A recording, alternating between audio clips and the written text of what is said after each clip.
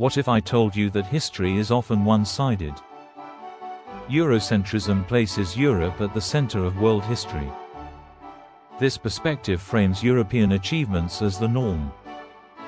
It marginalizes the stories of non-European societies. Understanding this concept is essential for grasping global history. Eurocentrism presents a teleological narrative. This means history is viewed as a progress towards European modernity. Other societies are seen as traditional or backward. This leads to a narrative where European dominance feels natural. Colonialism and imperialism are portrayed as just outcomes of European superiority.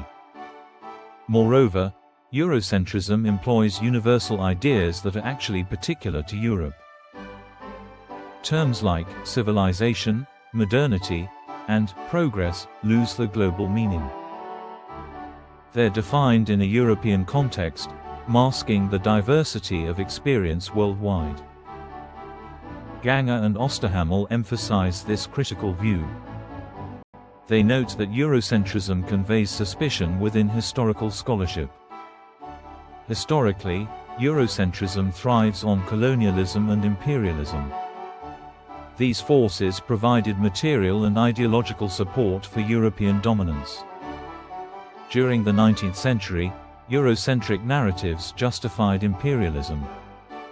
Such narratives often claimed to civilize backward peoples. Institutional structures in historical scholarship reinforced these ideas. Naumann states that new concepts emerged to challenge old narratives.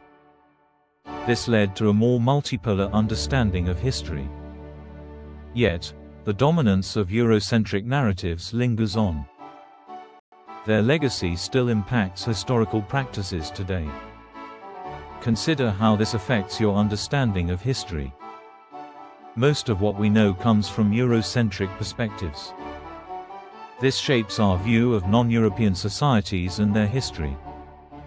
Learning about Eurocentrism allows us to broaden our historical understanding.